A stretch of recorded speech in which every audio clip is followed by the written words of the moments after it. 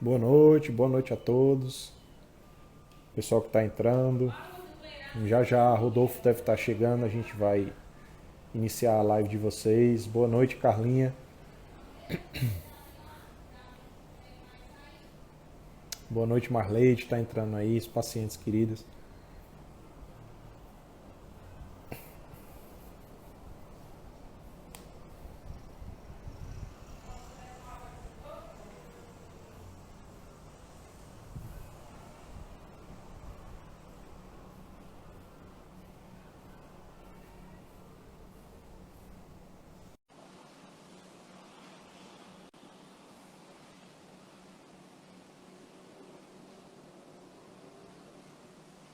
Tá aí o homem, chegou. Boa noite! Caramba, eu esqueço que ele dá um grito alto. Vou Ô, baixar o volume. desculpa, tô empolgado, ainda tem energia aqui, meu. Vamos lá, como é que estamos aqui? Opa, já estamos bem acompanhados. Já tem uma galera entrando aí. Boa noite, mulherada. Sejam bem-vindas. Vamos ter um papo bom aqui hoje. Mais um. Aí eu tava fazendo elas para a galera chegando e entrando e a gente começa a dar o pontapé na nossa live de hoje. Show de bola, na hora que você quiser.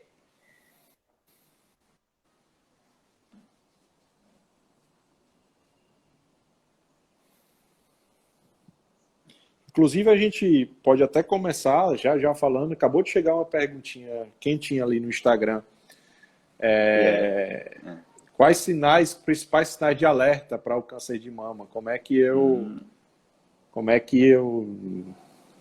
suspeito disso? Então, a gente dá uma pincelada rapidinho nisso aí e já parte para o tema. Beleza, então você pode entrar com essa temática e eu já puxo o início da nossa, então, de hoje.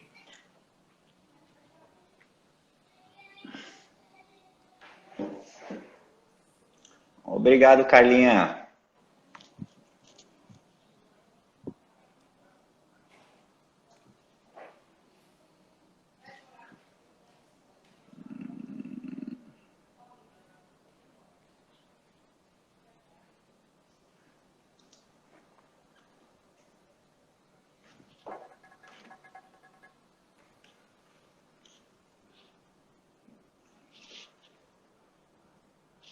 Ô, Será que a Brunão, galera eu tá acho pulando? que Ah, eu acho que dá para você iniciar com a temática desse questionamento que eu achei ele bacana e aí a gente inicia logo em seguida com o que a gente realmente tem para falar hoje. Pode ser, não? Só para também não pode deixar o sim. pessoal esperando, É. porque vamos ser sinceros, Então, prestigiar quem está no horário.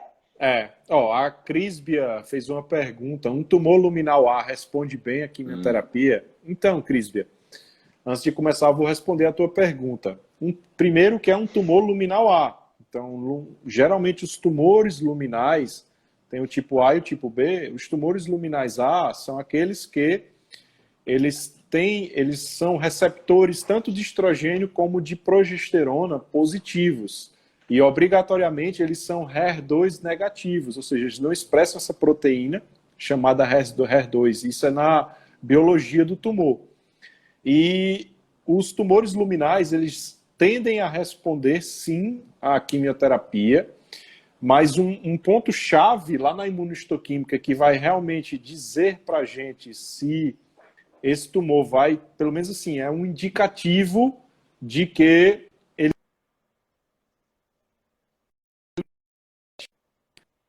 7 tem um percentual que vem lá nessa imunohistoquímica, e quanto mais alto o valor vamos dizer assim, desse marcador, maior é a taxa de mutação não, maior a taxa de divisão celular daquela célula, consequentemente, tem mais chance de responder à quimioterapia. Então, porque a quimioterapia, ela atinge principalmente células que têm um alto poder de divisão. Então, por isso que a maioria das mulheres, quando fazem quimioterapia, elas caem o cabelo, porque as nossas células do cabelo elas estão constantemente em divisão e todo dia se renova. Então, por isso que quando a quimioterapia passa lá, ela acaba perdendo boa parte desse cabelo.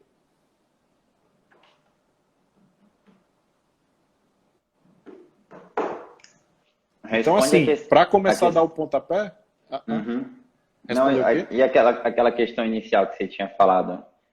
Então, é isso que eu ia falar agora. Então, pronto, beleza. Da pergunta. Então, para a gente entrar na nossa live, que é isso pode causar câncer, então, vamos falar eu vou responder essa pergunta que chegou agora. Né? Inicial. Uhum. Então, quais são os sinais que eu posso suspeitar que eu estou com câncer de mama? Então, geralmente a mulher percebe, principalmente no autoexame da mama. Então, ninguém melhor do que você para conhecer o seu próprio corpo. Então, é nesse exame de inspeção, palpação, que geralmente a mulher ela nota que tem alguma coisa de diferente. E aí, essa coisa de diferente geralmente é um nódulo, uma lesão, que vai estar lá. Essa lesão, geralmente, ela não causa dor, ela não é móvel, então ela está fixa em um local, ou na mama ou na axila, e isso gera aquela curiosidade para que o paciente vá fazer realmente procurar o médico, o mastologista, e aí vai fazer os exames e eventualmente fazer a biópsia para ver se aquilo ali realmente é uma lesão maligna ou não. Então, mas basicamente é isso. Então, é uma lesão, um nódulo que está ali, indolor, palpável e que não se move. Ela geralmente está fixa naquele local. Ótimo. Então, posso entrar aqui com uma questão importante já? Podemos dar sequência? Manda bala. Maravilha. Bom, pessoal, aqui no nosso papo de hoje sobre o câncer de mama, principalmente suas causas e fatores de riscos, eu acho que eu estava conversando com o Bruno até um pouquinho antes aí, a respeito das mudanças que aconteceram no entendimento da causa do câncer nos últimos tempos. Na verdade, não tem tanto, já tem bastante tempo, mas hoje ainda permeia muito o entendimento de que o câncer é prioritariamente genético. E não é, ele é secundariamente genético, no sentido que prioritariamente é estilo de vida. Então, inverteu isso já tem algumas décadas, porque realmente, quando se iniciou pesquisas e até mesmo a própria da oncologia, existiu aí um grande pesquisador que levantou a teoria que a gente chama de teoria de mutação somática, que significa o quê? Significa que é uma tese que explicava que o câncer se originava por causa de um mau funcionamento de uma célula determinada que acabava caindo nesse mau funcionamento por uma questão de um dano extensivo, né? Seja por causa de idade ou por N fatores, aquela célula se danificava e começava a funcionar de uma forma defeituosa e ia gradativamente proliferando e basicamente se tornava um câncer. E isso basicamente estava atrelado a defeito genético, né? Então, se você tem ali um código genético XYZ lá, você teria, inevitavelmente, um mau funcionamento de um determinado tipo ou grupos de células que iam gerar essa repercussão depois tardia, inevitavelmente. E aí, com o tempo, a gente percebeu aí com novos estudos, há boas décadas já, que não é bem assim, ou não é somente isso, na realidade, que determina a causa do câncer. Muito pelo contrário, a gente tem números, inclusive, que a parte genética é bem pequenininha e realmente a maior parte dessa causa é totalmente na nossa mão, na parte do estilo de vida. Inclusive, Bruno tem partes estatísticas bem interessantes sobre isso, não é isso, Bruno?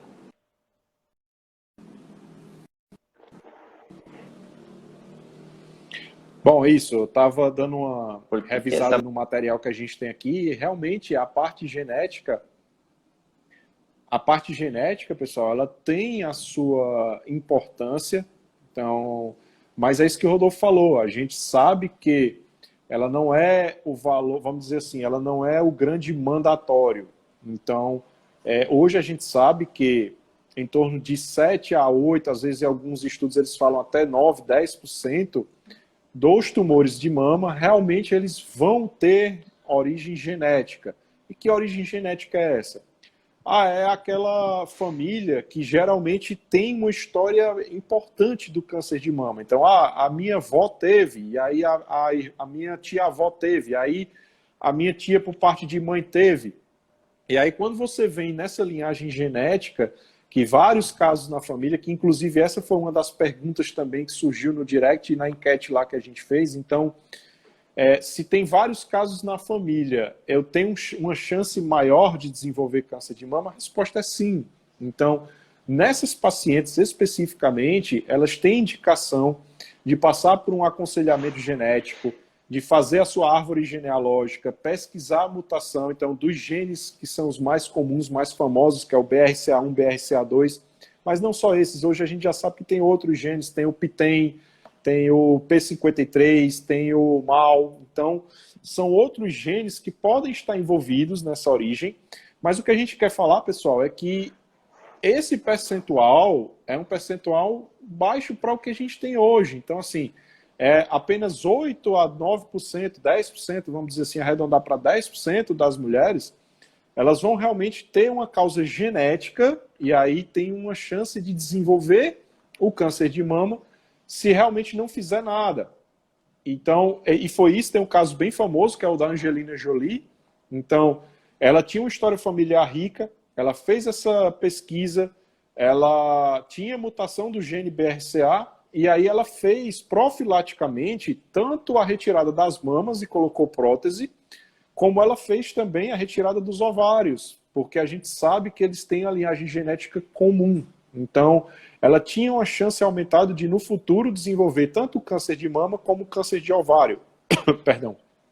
Então, nesses casos, realmente tem indicação de rastreio precoce e de fazer um aconselhamento genético, mas o que a gente está perdão, o que a gente está querendo passar para vocês aqui é que não é a maioria. Se vocês olharem, mais de 90% dos tumores, aí sim está relacionado intimamente com o nosso estilo de vida, que é o que a gente chama hoje também de epigenética.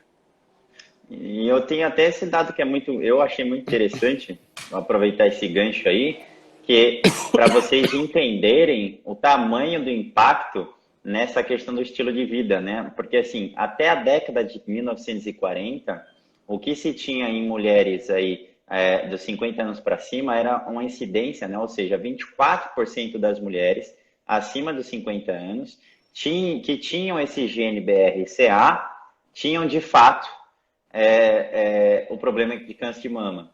Sendo que após a década de 40, né, fazendo essa mesma pesquisa, esse mesmo rastreio, nós tínhamos um dado de cerca de 67%. Ou seja, triplicou antes da década de 40, as mesmas características. Então, eram mulheres que tinham esse código genético, supostamente, aí até o momento a gente entende que aponta para uma predisposição do câncer de mama, tinham 24% só, realmente, de expressão de acontecer o câncer de mama. E após a década de 1940, isso subiu lá para casa dos 67%. Ou seja, a gente está falando das mesmas mulheres que tinham o mesmo código genético, o que é que mudou? Para ter esse aumento, 3 vezes mais a problemática do câncer de mama. Mudou o estilo de vida. Mudou o estilo de vida, né? E aí, uma das coisas que mudou drasticamente, posso até aproveitar já fazer essa deixa aqui, é a forma de produção dos nossos alimentos, né? Em especial, toda a parte da evolução da nossa agronomia. Uma das coisas que nós batemos muito na tecla até hoje é a preocupação em produzir uma quantidade excessiva e massiva de comida e fazê-lo de forma tóxica, né? Porque a gente tem um uso assim em larga escala de pesticidas, né? De produtos químicos agrícolas que nós sabemos claramente que são altamente cancerígenos, ainda assim é o de uso comum, é o que realmente acontece até hoje em larga escala, como se não fosse um problema. E aí você soma esse tipo de cadeia produtiva já problemática. Aí você tem, obviamente, os outros estilos de vida que nós temos associados, que é a própria alimentação, as escolhas alimentares na mesa, né? Aí a questão da qualidade do sono, a questão nível de estresse, como a pessoa lida com o estresse, com a ansiedade, com as questões mentais e emocionais da vida. Você tem ainda a parte de prática de exercício ou não, sedentarismo. Aí você tem uma série de fatores disso que a gente vai falar um pouco mais aí com o Brunão também, mas percebe que isso vem até quando não faz tanto parte da nossa escolha, de certa forma, né? Porque desde a cadeia produtiva a gente já está comprometido. Inclusive a gente pode falar também da contaminação de água, a forma com que nós fazemos a limpeza da nossa água, o tratamento de esgoto. Então, é complexo o desenvolvimento do câncer, mas a gente tem um E poder de influência, de escolha muito grande. só um gancho do que Rodolfo falou. Então, o Brasil, para quem não sabe, gente, nós somos o país no mundo que mais utiliza agrotóxico. Então, é o país, inclusive teve uma lei agora recentemente aprovada que eles autorizaram a entrada de mais de 70 outros tipos de pesticidas e agrotóxicos no nosso país. Então, isso influencia diretamente, indiretamente e diretamente no surgimento de diversas outras doenças, não só o câncer, mas diversas outras doenças, tá? E outro gancho, que eu até publiquei um vídeo recente falando sobre isso, da água que Rodolfo falou, é a questão do BPA, que é o bifosfeno A, né? Então, essa substância, muita gente não sabe, mas ela está presente, ele é um composto químico extraído do petróleo, e ele é muito utilizado para a produção de plásticos do nosso dia a dia. Então, garrafa plástica, potes descartáveis, copo descartável, então, tudo que tem plástico hoje praticamente tem o bisfenol A não ser, claro, que você compre lá, vai ter a etiquetazinha dizendo lá BPA Free, geralmente, que é livre de BPA. E o que isso influencia? Então, eu até vi uma vez um colega falando, que eu achei bem interessante, que era o que muitas pessoas ingerem é o xarope do câncer, né? Porque o que é o xarope do câncer? Então, é aquilo, você pega lá a sua garrafinha d'água, uma garrafinha de água mineral, seja lá o que for, ou mesmo um recipiente plástico que você usa no seu dia a dia, enche de água e deixa lá dentro do seu garrafa carro. PET. A famosa garrafa PET. Está lá dentro do seu carro e aí você esquece lá, passa o dia lá no sol recebendo aquela quentura, aquela irradiação. E aí você chega, você está com sede, cadê? Peguei minha garrafinha, ó, ingeri aquela água. Então aquilo ali tá rico em BPA, em bisfenol A. Isso aí a gente já sabe. Sabe qual é outro xarope fenomenal do câncer? Aproveitando o gancho aí que eu adorei esse termo. O cafezinho inofensivo que o pessoal toma no escritório, no copinho plástico. Exatamente. Então a gente passa, por situações no dia a dia, a gente nem sabe, mas são sérias. Se acumulam ao longo do tempo. Outro, que é você esquentar a sua comida lá no micro-ondas no depósito plástico. No Tupperwarezinho, no Tupperwarezinho. Tupperware. Exatamente. Então, isso aí são algumas coisas que diretamente vão lá e causam essa epigenética, que é a mudança na nossa... Claro que assim, não é uma vez, não é duas vezes que você vai ingerir que isso vai acontecer. Mas você imagina você fazendo isso todos os dias durante anos. O hábito. O hábito, exatamente, o hábito. Então, esse é um ponto interessante que o Rodolfo falou.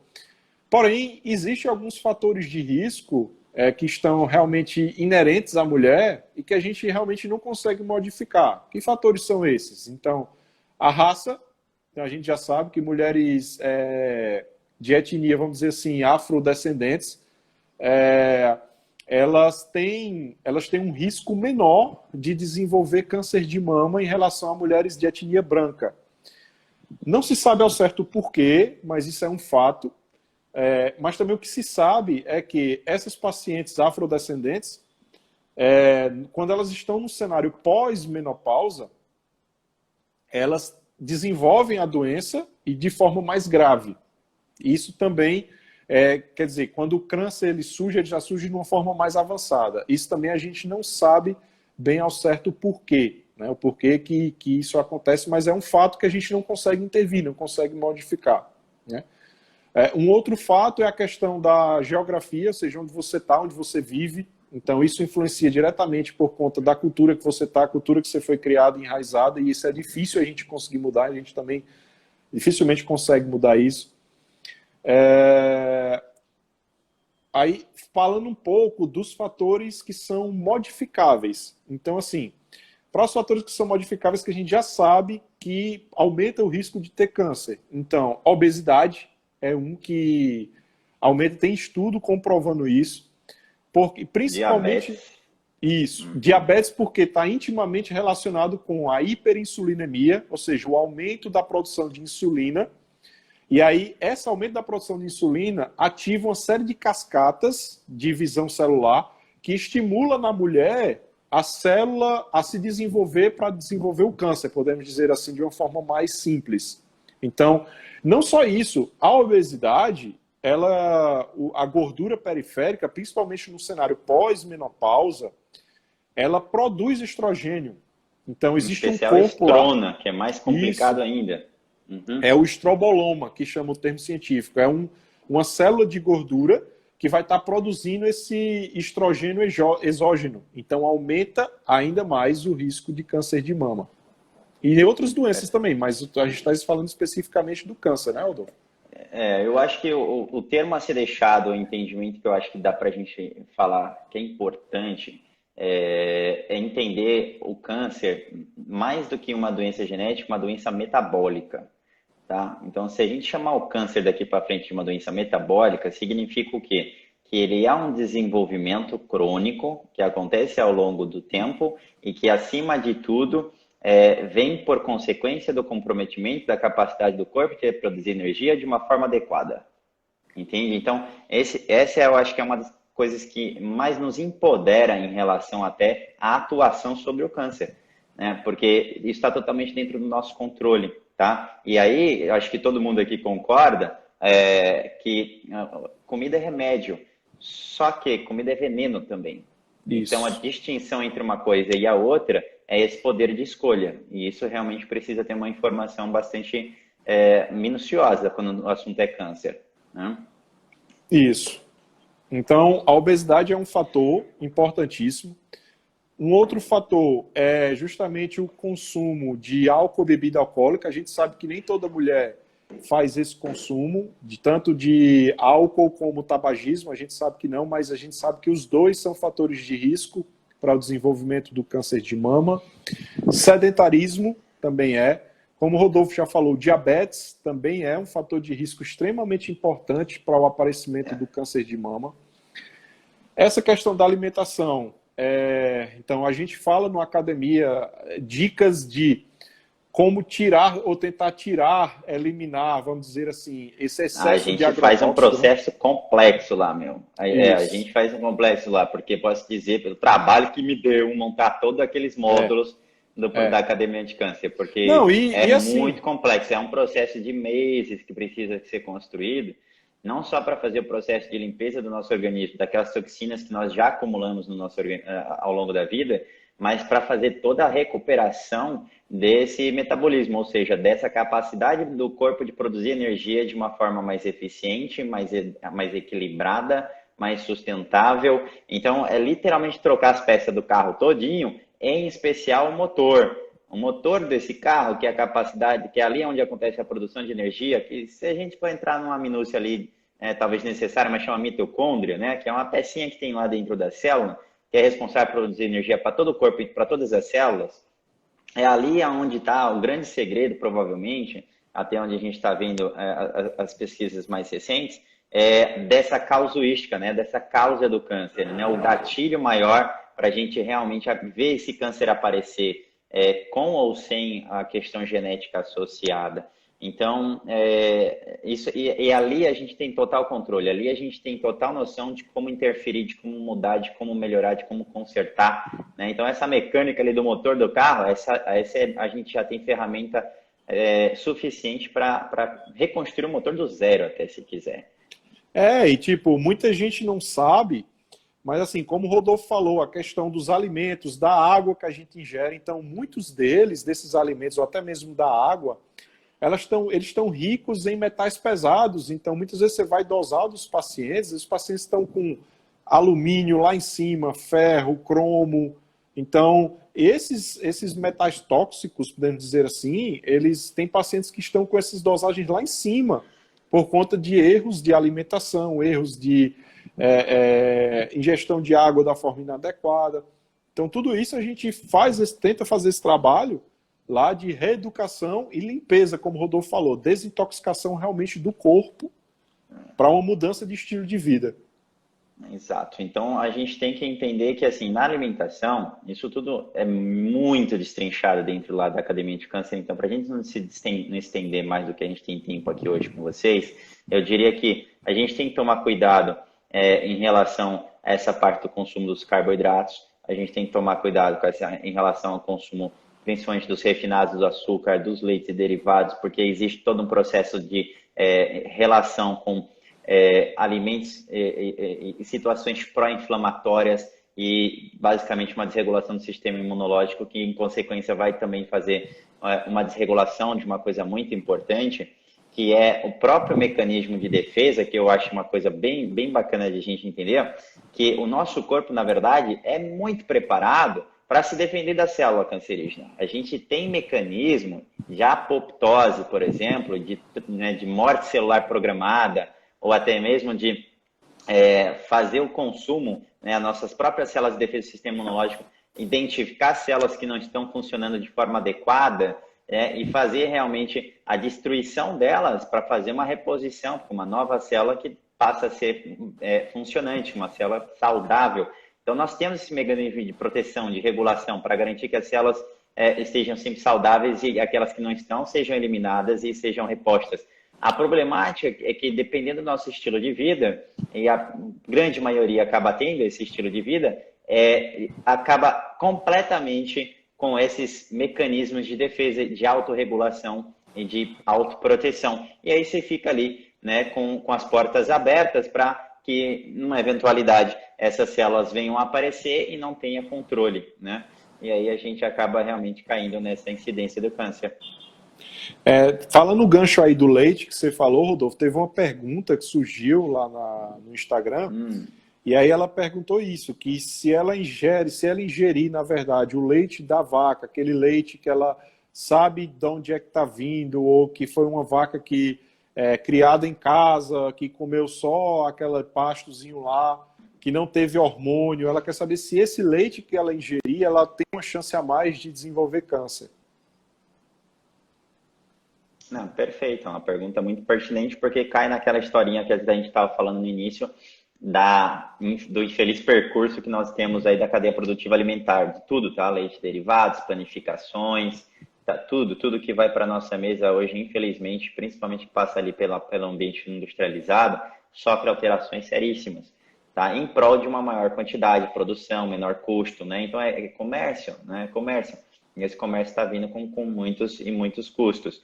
E não adianta só a gente ficar... uma observação, né, Rodolfo? Aquele leitezinho da vaca lá do sítiozinho lá, se você não ferver ele todo dia, ele estraga, você não pode consumir. O leite de caixa... Tá lá na caixinha no supermercado. Depois você faz exatamente da mesma forma, não mudou nada, né? Exatamente. Imagina isso dentro do corpo. Essa é a pergunta que a gente tem que fazer. Né? Essa pergunta. Sabe? Porque a grande sacada é entender que nosso corpo é um templo, né? É uma construção, é um edifício, digamos assim, né? Que, como qualquer outro, tem seus tijolinhos, né? Tem ali suas matérias-primas que fazem parte da construção, né? dessas estruturas. E quais são esses tijolinhos? É tudo que você põe na boca. Tudo que você põe na boca. E aí, assim, se você vai dar papelão para construir a casa, é papelão que vai ser usado para construir a casa. Você vai dar tijolinho de cimento, é tijolinho de cimento. Você vai dar titânio, vai ter titânio para construir a casa. Então, é tudo muito dependente daquilo que você põe na boca. Tá? E aí, em relação ao leite em específico, definitivamente é uma diferença extraordinária você tomar um leite direto ali do campo, que infelizmente quase ninguém tem esse privilégio. Ainda assim, ele não elimina a problemática da estruturação da alimentação da pessoa, porque embora a qualidade do alimento seja realmente muito superior, ainda não elimina a problemática de você ter um alimento que tem uma certa reação pró-inflamatória, que para muitas pessoas vai desregular o sistema imunológico, que tem uma carga de carboidrato ali importante. Então, a gente ainda tem que olhar um pouco mais a fundo, tá bom? Mas, sem dúvida nenhuma, estaríamos eliminando aí metade do problema só de ter essa possibilidade de uma qualidade maior desses ingredientes. Esse do leite, ou, por exemplo, das verduras e hortaliças, ou tudo que a gente tem ali de a agronomia, da parte de agricultura, da parte de orgânicos, né? Então, a gente tem alguns cuidados extras que são muito válidos, mas precisam ser colocados em contexto com muitas outras ferramentas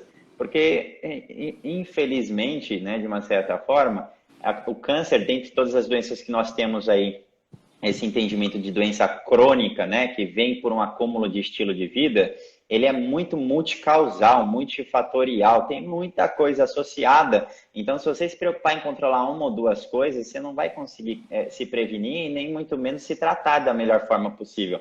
É um trabalho realmente complexo, não tem uma forma fácil de fazer ou algo difícil, não. No resumo da ópera é esse. Isso. Ó, a Aldeísa dos Santos perguntou, doutor Bruno, a reposição de hormônio com tibolona aumenta o risco de desenvolver câncer de mama? Então, essa questão da reposição hormonal, Aldeísa, é um tema, assim, bem controverso, sabe? Uma área cinza. Uma área cinza, né?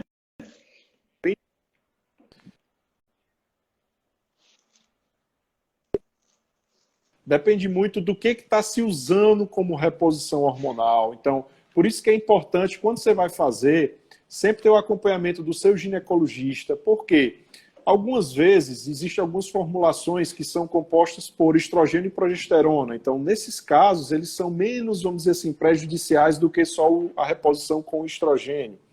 Existem algumas reposições também que são feitas tópica, que a concentração é bem menor do que a via oral ou a injetável. Então, depende muito. O que a gente sabe é que é uma faca de dois gumes, vamos dizer assim, os anticoncepcionais orais, não a questão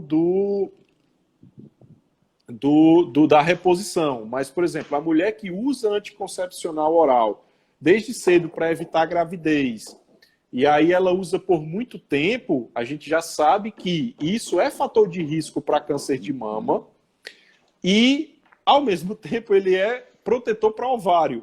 Então, assim, por isso que eu digo que é uma faca de dois gumes, porque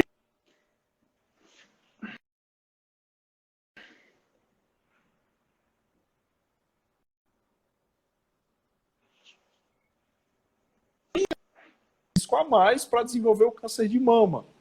Então, isso já tem estudos que mostram isso, que as mulheres que não têm filhos ou que deixam para ter filhos numa idade mais avançada, elas também têm uma chance a mais de desenvolver câncer de mama. Em tese, porque elas ficam mais tempo sobre a exposição contínua desses hormônios. Então, esse acaba sendo um fator de risco a mais, tá certo? Perfeito. É isso aí. E a Adriana colocou aqui para você, Rodolfo. Ó. E foi, mudei meu estilo de vida graças ao acompanhamento desse... Ela botou aqui, ó. Mudei meu estilo de vida graças ao acompanhamento desse nutricionista top, doutor Rodolfo. Adrianinha, não vi essa mensagem, eu não estou mais recebendo mensagem, eu acho, porque minha conexão deve ter dado uma balançada aqui, eu não estou mais recebendo. Mas Adrianinha, a gente resolveu, inclusive, problema de doença autoimune, não tem mais nada. Bom, que show de bola. Arnaldo aqui do SCC, grande abraço, irmão, tá prestigiando aí a live, tá dizendo que o conteúdo tá muito bom. Veio outra pergunta aqui, Rodolfo, ó. Desodorante causa câncer de mama? Vou ser sincero, eu não uso desodorante. Ele usa leite de rosas. Gente, é o seguinte, desodorante, qual que é o grande problema do desodorante? É a quantidade de alumínio que vai lá na composição do desodorante. Então, assim, já existem algumas, e a gente sabe que o alumínio é tóxico, que em grande quantidade ou no uso, aquela coisa, o uso diário, o uso contínuo, então acaba sendo um fator de risco a mais para desenvolver, sim, não só o câncer de mama, mas obstrução da glândula sudorípara e aí causar inflamação local, infecção. Então, assim, existe uma série de linhas de desodorantes hoje já sem alumínio, já tem essa produção. Ou você pode fazer igual o Rodolfo, usa leite de rosa, usa um bicarbonato de sódio com limão. Ó, vai do meu... Vou soltar um empirismo aqui, entre aspas, porque tem estudo para isso também. Mas brincadeiras à parte, Celso, deixa eu pegar ele aqui presencial aqui. Vou passar óleo de rosas nele. Uma, uma das coisas que mudou muito no meu estilo de vida, que é uma das coisas que a gente explora muito dentro da Academia Anticâncer, que é muito pertinente para o câncer de mama, é o jejum. E o jejum mudou muito o meu estilo de vida e mudou muito toda a proliferação bacteriana de pele e de intestino. E eu vou ser sincero, basicamente, cheiro, meu amigo. Eu não tenho mais cerveja, não tenho mais cheiro de suor. Não tem. Não tem. Não, e ó, você falou na questão do jejum. Eu tenho até um vídeo no meu Instagram, quem quiser depois procura aí, jejum intermitente. Cara, tem estudos falando de pacientes que fazem jejum intermitente antes de quimioterapia, por exemplo, para câncer de mama ou outro tipo de câncer, reduz muito a questão dos efeitos colaterais, de náusea, de vômito, de sensação de bem-estar, até recobram o apetite de forma mais precoce.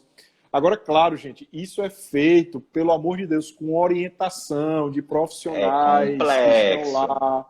Não é um negócio assim, eu vou fazer Vou jejum parar de e vai dar comer. tudo certo, vou parar de comer, pelo amor de Deus. Mas Aí realmente dá problema, porque uma das coisas Isso. que. Ó, vou colocar inclusive da minha experiência própria aqui, porque quando o Bruno e eu conversamos em relação ao projeto da Academia de Câncer aí cerca de um ano atrás, já, quase isso, né? Lá no início do ano passado. Fazer experiência comigo mesmo, testando uma série de teorias e de estudos novos em relação a câncer e como é que eu ponho todo um protocolo, toda uma metodologia para colocar na Academia de Câncer. E eu fiquei aí 4 meses me fazendo de cobaia, e lendo, estudando e me fazendo de cobaia.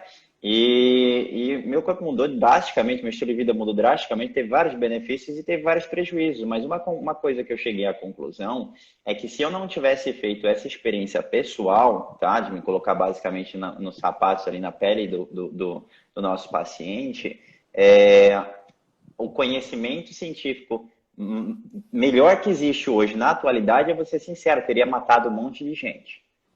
Por quê? Porque a doença do câncer, independente de qual seja, ela é altamente catabólica. Então, existe uma linha tênue entre você fazer a pessoa morrer de fome, né, e o câncer consumir ela, e uma linha tênue onde você consegue jejuar ela, mas alimentando e mantendo a saúde da célula saudável e fazendo uma administração do peso e de todas as funções. É bem complicado isso daqui, tá? E até eu pegar o jeito com isso, eu errei comigo mesmo. Eu perdi peso pra caramba. Então, assim, não é simples de fazer. Não entrem aqui para ficar pegando dicas e achando que com isso vocês vão fazer um conjunto de retalhos e criar uma solução. Pelo amor de Deus. O que a gente está trazendo para vocês é um esclarecimento para que vocês saibam a porta de entrada, tá? Para realmente ir atrás da solução completa. A solução completa, para o nosso caso, chama Academia de Câncer, que é lá o nosso site, onde vocês vão ter acesso a todos os cursos, todos os vídeos, todos os cardápios, todas as formulações, suplementações. Lá vocês vão ter tudo. E aí faz bem feito, porque a gente não está brincando aqui, tá bom, Isso. pessoal? Inclusive, vai ter suporte nosso. Então, nós vamos Sem estar de dúvida. 15 em 15 dias. Porque, como o Rodolfo falou, é um negócio complexo. Não é um negócio que você vai como pegar uma coxa de retalho, pega um pedaço aqui, um pedaço ali, um pedaço aqui, e pronto, resolvi, e pá, pum. Não, não é assim. Então, é um negócio que é uma mudança, então exige um certo acompanhamento, vão surgir dúvidas. E esse é o nosso intuito lá, é transformar a vida de pessoas, ajudar e tornar esse processo bem mais agradável, bem mais leve para as pacientes. Esse é o intuito. É isso, pessoal. Me empolguei tanto aqui que a gente falou tanto que acabou a bateria do fone. Eu espero que vocês estejam me escutando. Tá, eu só quero que você renove seu Wi-Fi. Ó, Não, faz tempo já. Estou no 4G, eu já desisti de usar esse Wi-Fi nas lives. Arnaldo perguntou aqui, tem problemas para o homem? Arnaldo, assim, o homem, inclusive eu atendi semana passada um paciente com câncer de mama masculino. Então, assim, câncer de mama não é só da mulher. O homem também pode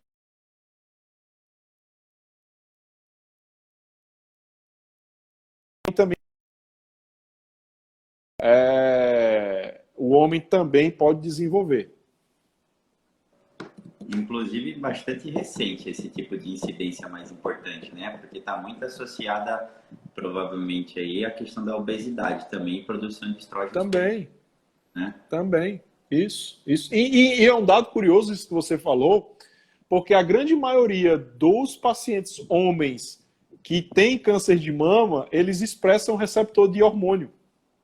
Perfeito. Né? É, A Adriana botou aqui, eu tinha uma doença autoimune dentre muitas outras, mas com a orientação de Rodolfo, hoje sou outra pessoa, estou na minha melhor versão. Ele fez a diferença na minha vida. Olha aí, rapaz. não tem mais nada, Adrianinha, meu, vai viver até o 100 e tralalá, tranquilo. E eu vou estar lá para testar, para presenciar isso. Enquanto vão surgindo outras questões, Rodolfo, fala um pouquinho aí da questão dos transgênicos, que foi outra dúvida que surgiu lá na... Transgênicos, e aí você pode falar da soja também, porque foi outra pergunta que surgiu lá. Então, assim, em relação à nossa cadeia produtiva alimentar, que a gente já tocou no assunto, a gente tem bastante discussão polêmica sobre alimentos transgênicos, né? E aí, realmente, é complexo, é uma linha simples, tão semelhante à questão de tratamento com hormônio, para ser sincero, porque a gente tem bastante pesquisa já contestando e comprovando a influência de alimentos transgênicos em relação ao aumento de incidência de câncer. Isso é bem sabido. A questão, entretanto, é que alimento transgênico não é tudo igual, entende? Porque a forma com que você faz um processo de mudança genética do alimento, ela pode ser de uma forma simples, em cruzamento de espécies e fazendo seleção, ou ela pode ser feita em laboratório. E muitas vezes, como você tem uma série de pesquisas e de comprovações que precisam ser feitas em cima desses alimentos, pelo menos antigamente tinham, às vezes, até 10 anos para liberar um produto transgênico no mercado, hoje, infelizmente, já não tem um nível de exigência e de avaliação e de espera, de testes e etc., para a gente soltar esses tipos de alimento no mercado e acaba tendo realmente uma proliferação de técnicas de produção de alimentos transgênicos sem um devido regulamento de longo prazo, entende? Em seres humanos. Então, é uma coisa que realmente está muito mais na linha do aumento da produção por questão de aumento de produtividade e lucro do que, de fato, para aumento de qualidade de alimentação, tá? E aí, infelizmente, está diretamente relacionado a um dos fatores de risco possíveis para a incidência de câncer, sim, tá? E em questão da soja, como é um dos principais, eu diria, né? Porque é uma produção gigantesca e realmente a gente, mesmo que não coma muitas vezes esse alimento, um milho, uma soja, né? Esses cereais, esses grãos, etc. Mas vê que interessante, da soja, eu já tive umas 4 pacientes jovens, com menos de 30 anos, que desenvolveram, mas elas consumiam muito soja. Não só assim, era o leite de soja, era o suco à base de soja, era a carne, então ela trocava a carne, muitas vezes a proteína, pela proteína da soja. Então, quando a gente foi fazer a investigação, eu cheguei nesse ponto da soja, porque não tinha muita outra coisa assim. Cara com menos de 30 anos. A gente tem um questionamento aí, ó, da minha parte bioquímica, que eu posso dizer aqui, inclusive a gente está trocando essa informação aí, Bruno, agora, né? A gente tem uma questão que vale a pena ser dita, que é assim, é denso aí, não vou muito longe com isso não, mas a soja, ela tem lá a genisteína, que é uma das proteínas ali que tem dentro da soja, que ela era supostamente compreendida como sendo um potencial fitoestrógeno, e que isso teria um efeito ali semelhante ao estrógeno no nosso corpo, que não é real, isso aí é mito, isso aí já foi desbancado. Mas existe uma influência dessa genisteína na causa de um hipotireoidismo. E aí você acaba tendo, sim, por impacto da queda de funcionamento da tireoide, um impacto em todos os hormônios sexuais, na sensibilidade deles, na resposta periférica. E aí você pode, sim, ter um efeito indireto de influência, talvez com o desenvolvimento de um câncer de mama, mas aí teria que estar associado a outros contextos, por exemplo. Porque se você está falando de uma pessoa que consome à torta e à direita tudo quanto é produto de soja, isso significa que a alimentação da pessoa é completamente horrível. Está desregrada, está desequilibrada, está cheia de carboidrato, está cheia de açúcar, tem muita coisa associada ali. E aí você pode ter essa questão da predisposição genética associada e vários outros fatores que teriam que ser analisados. Porque, sem dúvida nenhuma, se fosse só isso, não causaria, tá? Porque realmente é mais por impacto indireto de fazer esse desajuste no funcionamento da tireoide, né? E aí também tem a questão associada do alimento transgênico. Soja é conhecidamente um dos alimentos mais transgênicos e, infelizmente, de uma forma menos regulada, mais atualmente, do que outros, tá? Mas aí, de novo, é um dos pequenos pontos que a gente acaba tendo que avaliar em associação a outros, né? E também, existe uma questão de consumo que passa despercebido em tudo que é industrializado. Então, tudo que você comprar em caixinha de saquinho no supermercado é repleto de produto transgênico, tá? E aí você não sabe... Não só transgênico, como também substâncias para conservar aquilo ali, né, Rodolfo? Perfeito. Então, é ali que começa a morar o problema, porque você começa a perceber que realmente você tem um pouquinho aqui, um pouquinho ali, um pouquinho ali. Então, é na água que eu bebo, é a água que eu tomo banho, é o alimento que eu consumo comprando lá do supermercado, é o ar que eu respiro. Então, percebe que é uma gama de coisas extraordinária que, assim, não vai dar para controlar tudo e nem precisa. Por quê? Porque o que a gente precisa é controlar o máximo de fatores que nós podemos controlar. Lá na Academia de Câncer, nós selecionamos os que nós consideramos essenciais e de maior possibilidade de controle, e o corpo faz o resto. Eu acho que essa é uma das coisas que a gente menospreza ou subestima muito, até mesmo às vezes na própria área da saúde, né, como profissionais, que é o potencial do corpo de fazer o trabalho por si próprio. A questão é que a gente tem que sair do caminho, porque a gente realmente é um empecilho, muitas vezes, para o bom funcionamento do corpo. Uma vez que a gente para de atrapalhar o bom funcionamento do corpo, aí a gente percebe que ele faz milagre, viu, meu? Faz milagre. A Ana Adrianinha, por exemplo, que está aqui, é um bom exemplo. Bacana que ela está aqui hoje para a gente falar isso. Mas é isso aí. O Arnaldo perguntou aqui, desodorante para homem também tem problema? É a mesma coisa, Arnaldo, tanto para homem como para mulher, entendeu? Pasta de dente, creminho para o corpinho, aí de quase todos os tipos. Tá? E quase tudo que você vai usar da parte industrializado, com exceção de um novo mercado que está vindo, que é o mercado sustentável, com uma característica mais de produtos orgânicos, eu podia até pegar, por exemplo, minha pasta de dente. Minha pasta de dente é preta. Já tem uns 3 meses que eu uso ela. Eu vi essa daí, eles vendem no... Onde foi que eu vi? Na internet, eu vi. Tem uns caras que... Eles trabalham... Não, eu vi na internet, acho que não sei se é no iHerb, eu acho. Eles têm essa linha que eu achei interessantíssimo você gostando dessa parte. Produtos da parte de dermato e de higiene pessoal, todos naturais. E a base da minha pasta de dente é carvão ativado. Então, eu ia falar isso, era a base da pasta é carvão ativado.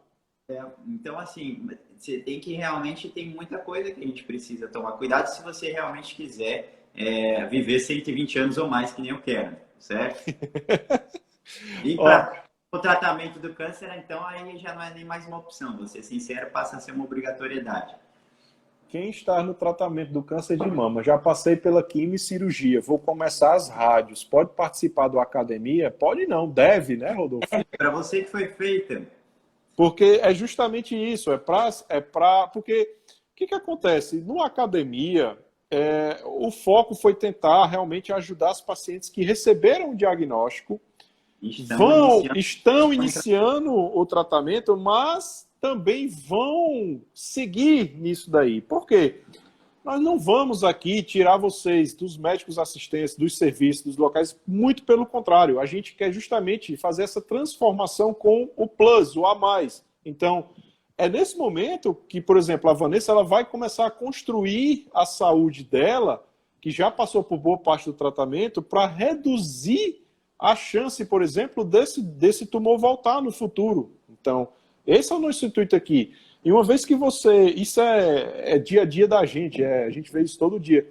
Quando você faz essa transformação, muitas vezes imposta pela doença, você não só transforma a sua, mas a vida dos familiares que estão ao redor. Então, acaba causando esse impacto, tanto na vida do paciente, como positivo, como dos familiares. Então, a mudança é justamente nesse momento que ela está, ou no que está terminando o tratamento e em diante. O que eu vou fazer, então? Você vai, como o Rodolfo sempre fala, transformar o seu corpo numa fortaleza, mas dessa vez de saúde. Para quê? Você reduza ainda mais a chance da doença voltar no futuro. É claro que você não vai deixar de, por exemplo, se você tem indicação de fazer lá o seu tamoxifeno, o seu bloqueio hormonal, o seu Herceptin, que é o anticorpo monoclonal, você vai fazer o seu tratamento como você está programado para fazer. O que você vai fazer é o plus, é o a mais, junto com esse tratamento. Isso. Inclusive, eu queria aproveitar esse gancho e deixar aqui o Bruno falou assim, você não vai ler, né, meu? Fala isso aí. Eu falei, eu escrevi isso aqui de coração, ficou bonito. Mas foi mesmo. Não vou estragar a mensagem, então eu vou aproveitar o gancho dessa pergunta para vocês entenderem o que é, o porquê que foi feito e qual é a missão do projeto dessa Academia de Câncer, tá bom? Então, se você me permite ler, Bruno, para não estragar a mensagem, eu vou ler, certo? Então, mulherada, escuta com atenção, porque realmente isso aqui é de coração, tá bom? Então, a nossa ideia aqui é se dedicar, tá, com a missão de fazer parte de uma mudança significativa nos cuidados do ser humano com câncer de mama, ensinando todo o necessário para que juntos possamos criar uma nova realidade mais positiva, mais otimista, mais efetiva e mais segura. E, acima de tudo, proporcionar para você, mulher que está no tratamento do câncer, a possibilidade de enxergar essa experiência como uma lição de vida valiosa para viver de uma forma mais significativa para uma longa vida. É isso que o projeto Academia de Câncer vem para atender. Então, é todo mundo que está nesse processo para a gente realmente transformar a vida de vocês, aproveitar essa situação e não encarar isso com um pesar, mas encarar isso realmente como uma lição valiosa. É isso aí. A Andréia perguntou aqui, tenho câncer de mama, posso comer todas as frutas e legumes? Você não pode comer tudo de nada. Eu sabia que ele ia falar isso. A resposta mais simples é essa, certo? E ela é mais correta. Então, para simplificar ainda mais, cuidado com a armadilha de achar que existe alimento que faz bem e alimento que faz mal, tá bom? Não existe. O que existe é contexto. Então, a melhor resposta é sempre depende. Então, quem a gente está falando? A gente está falando de um paciente de câncer de mama? Ótimo. Está em tratamento? Que tipo de tratamento? Está iniciando tratamento? Meio de tratamento. Então, tudo isso muda, entende? Ela estava obesa, ela tem outras comorbidades, então mesmo as pessoas, as mulheres que estão dentro do câncer de mama não são iguais, né? Então, elas vêm de contextos diferentes. Então, não existe generalização em saúde. Não existe, certo? Esquece essa história de tudo e de nada. Não tem, isso é tudo depende. É isso aí. Alzemar Pereira colocou, os alimentos industrializados também contribuem para o surgimento de câncer de mama? Todos, praticamente. Uma dica que a gente vai dar aqui já agora, esquece óleo de vegetais, todos aqueles que tem lá nas prateleiras. Aquilo é veneno diário na sua alimentação, tá? É complicado, porque eu vou ser sincero, quase tudo que vem em saco e caixa vai ser problemático para o câncer de mama e para todos os cânceres em geral. É aquela frase, né, Rodolfo? Descasca mais, desembala menos, né? Perfeito. É uma simplificação para vocês começarem umas escolhas melhores. Aí tem aqui, deixa eu ver. A gente falar que começar a comer paleo, cetogênica ou essas vertentes aí que desconhece contexto, também é a solução. Então, de novo, não vem achar que você vai comer tudo da terra, lindo, maravilhoso, orgânico da vaquinha e significa que está resolvido o problema. Vai dar o mesmo problema. Talvez mais tarde. Na melhor das hipóteses é isso. Talvez mais tarde. Pelo menos isso você vai ganhar mais tempo. Mas não é assim que resolve o problema. Resolve o problema é sabendo fazer contexto, é sabendo fazer as escolhas, combiná-las e entender em que momento cada pessoa está e qual é o que é que aquela pessoa precisa, tá bom? Aldeísa Santos. Doutor Bruno, há mais de 10 anos fiz esterectomia e fiz uso de tibolona. Então surgiram nódulos nas mamas. Logo meu ginecologista suspendeu a tibolona e passou para isoflavona. Mas eu sinto falta dos hormônios. Então, Aldeusa, tem uma série de estratégias que não necessariamente você precisa utilizar o hormônio para suprir essa necessidade.